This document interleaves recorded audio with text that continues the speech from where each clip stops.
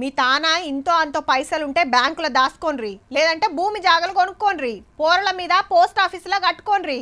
రేపటి నాడు వాళ్ళ చదువులకో పెండ్లిలకో అవసరం వస్తాయి. ఏ మావోడేనాయే ఇయ్యకపోతాడా? 5 రూపాయల మిత్తిస్తానబట్టే ఎందుకు పోనీయాలే? పోయిన తాప గట్టలేదా?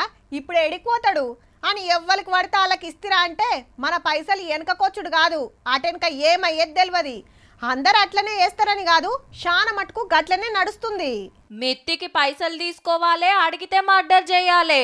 రంగారెడ్డి జిల్లా మొయినాబాద్ లో అప్పిచ్చినోళ్ళని లేపేస్తానికి ప్లాన్ వేసిండ్రు ఇద్దరు ఆల్మొగళ్ళు.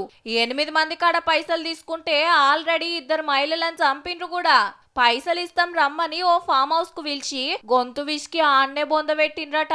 గా ఫామ్ హౌస్ లో పనోళ్ళట భార్యాభర్తలు. పోలీసులు కేసు పెట్టి ఎంక్వైరీ చేస్తే అస్సలు కథ బయట పడే వరకు అరెస్ట్ చేసిండ్రు.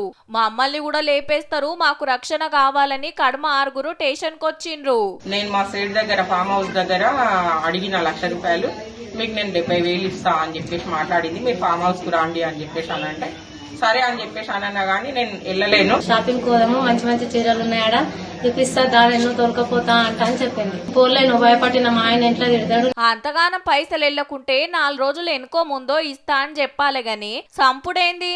అచ్చా, వీళ్ళని లేపేస్తే ఇక అడిగేటోళ్ళు ఉండరు, మా అప్పు మాఫీ అయినట్టే అనుకున్నట్టున్నారు. కానీ ఇప్పుడు ఏమైంది? అరెస్ట్ అయి జైలుకు పోయినరు. చూస్తున్నారు కదా, మిత్తిల ఆశకు ఎవరిని పడితే వాళ్ళని నమ్మితే మీ పైసలు పోవుడే కాదు, పానాల మీదకొచ్చే డేంజర్ కావచ్చు. చూసుకోండి మరి.